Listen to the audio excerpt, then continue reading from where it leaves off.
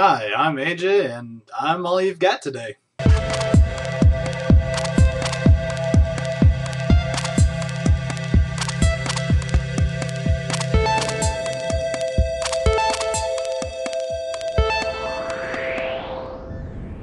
Okay, welcome back to Monday's Extraordinary Times. Sorry Jeremy isn't here. He's off doing important things. Ha! Just kidding, I made it! Jeez. Whew! That was close! So, first story of today kind of excited me because it was a throwback to one that we talked about just the other day about the White House getting invaded by, I'll say, the gays of Philadelphia, and they started burning up the place, particularly at former President, the late Ronald Reagan. Even the White House had a response, and it was, "What are you doing?" Essentially. So, yeah, that's happy, at least for me, that even Obama has some sense about that, like, what? Don't be stupid! Don't be stupid, stupid! And when Obama's telling you not to be stupid. You know there's something wrong. So, the Supreme Court has come out with a major decision, and sorry, it's not the one about Obama's Medicare law, whatever. Still have some time on that one. Right. This is the Arizona immigration law that everybody got all hyped up about. Most of it has been struck down. However, one main point has been upheld, and that is officers will be able to ask the legal status of people they pull over and look for identification and all of that. The rest of it about being able to add punishment to federal crimes, not so much. I kind of saw that coming. That's legit. The one thing that annoyed me, and I read this story way earlier today, but they took out the part where it's illegal for illegal immigrants to seek and or be working in the state of Arizona, which I'm not sure if that's just a state level thing, but I'm pretty sure it's a federal crime to work without being a U.S. citizen or a U.S. Have a work visa or something. So I think they decided that they should go after the employers and not those seeking employment, which doesn't make it too much sense. But. No, really it doesn't. And then on to, well, apparently bath salts have escaped the cage of Florida, and now, like Utica, New York, where two different people were taken into custody over the weekend because, well, one of them was a lady in a bar and tried to eat a police officer's face.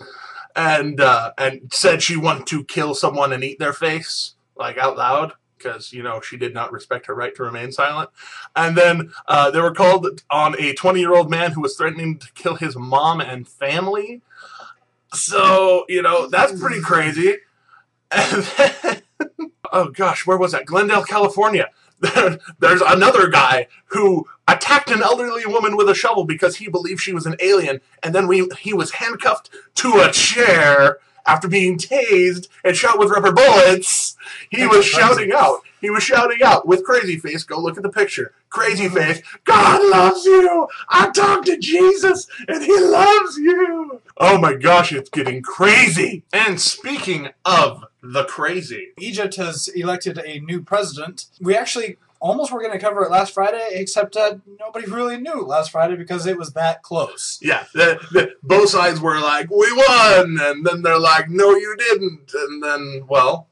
Turns out the representative for the Muslim Brotherhood, forget the guy, Mohammed Morsi, that's his name, has won. It's kind of interesting for me because he originally wasn't the candidate. The original one, turns out, didn't actually qualify, and so this guy was brought in 2 weeks, right before elections, and said he's going to be really Islamic, very conservative. The rest of the world kind of got really nervous. Now he's saying he's going to be moderate and modern Islamic, and so everybody's just. It was like, wait, no. You came into this game saying you were going to play one game, and now you're changing the rules. No, you can't change the rules. Really? You want to change the rules? Israel, at least, is. I'm watching you. We're watching you, too. We move on to Phoenix, Arizona. Well, back to Arizona, technically, because a teenager was watching over his 8, 10, and 12-year-old siblings at his house when a woman came to the door and wanted to be let in.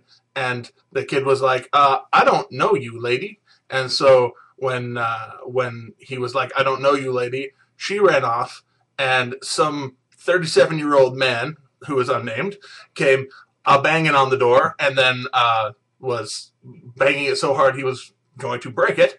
And so the teenager acted. And what I mean by acted is he gathered up his siblings, ushered them upstairs, went to his parents' room, which was also upstairs, grabbed his father's gun, and when the 37-year-old man pointed his gun up the stairs, shot him, and shot him, and shot him, and shot him, and shot him. And I don't know exactly how many shots were fired on the guy. Enough that he was put into critical condition. And extremely. The key word is extremely critical condition. And he can't say anything to the cops because he has been in surgery for a few days because he was shot over and over and over for breaking into a house with a gun to protect it, and a teenager who had his wits enough about him. So I am thoroughly proud of this child. And, well, I'm going to say right now, let me introduce you to my daughter in about 10 years. So, yeah, they're in my home and in those who I love's homes, there will be no fear of guns. There will be a healthy respect of guns. And if you see someone coming at you with a gun, you go get your gun and you stop them. Exactly. That's the rule. And that's America. So there you are. And on from a parent that really does know how to teach their kids to a parent that shouldn't be a parent. Who we want to unleash his teenager on. Moving on. Yes. So this is over in Kansas City, Missouri. A little girl was found in a closet at about 32 pounds, 10 years old. Police had gotten a tip. The security in this apartment let them in, and lo and behold, they found a 10-year-old girl in a closet because her mother evidently thought that she, well, peed too much, and so kept her in there. A lot. Also, she kept her in there because she knew that she would be arrested if the cops saw that her child was malnourished. The sense is gone in this. Fortunately, her children have been taken away. I do say children because she has 2 other daughters, which she actually took care of very nicely. But, yeah, crazy's crazy, and thankfully this one was taken care of. I will refrain from voicing my opinion as a father because I really, really, really want to bring harm to this woman for abuse of a child. And I say thankfully she's in jail because, yeah, that way she's out of reach. Hooray. So we're moving on to national news, where a recent study has found that, in 2011, they spent $668 billion on welfare, and apparently that is up $193 billion since the end of George Bush's presidency. And, well, they've noticed that since the reign of the great Lyndon Baines Johnson, poverty levels have not been affected basically at all by welfare. They've stayed very, very similar to what they always have been. So between 11 and 15%. So little seismograph there. So that begs the question: what is the point? And on to our last story of today. Olympic news. Yes!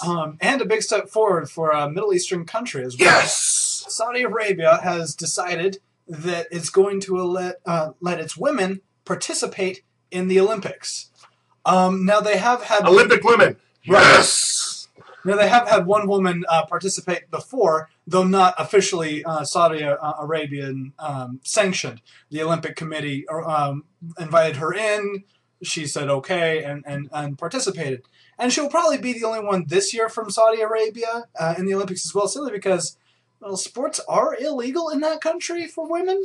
So there's probably not too many that, are in shape enough. I mean, they even outlawed a lot of women's gyms. So, really? It's going to be a while, yeah.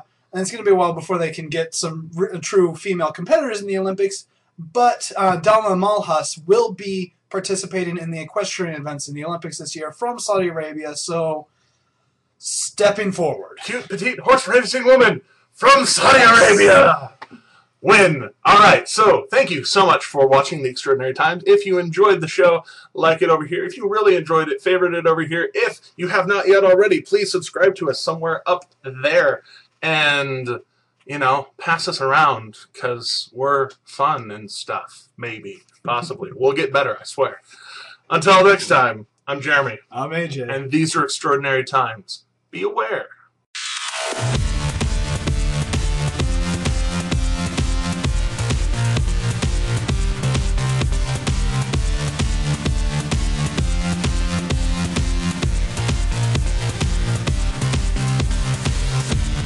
Kind of a throwback, and I'm going to have to restart because I just pointed the wrong direction.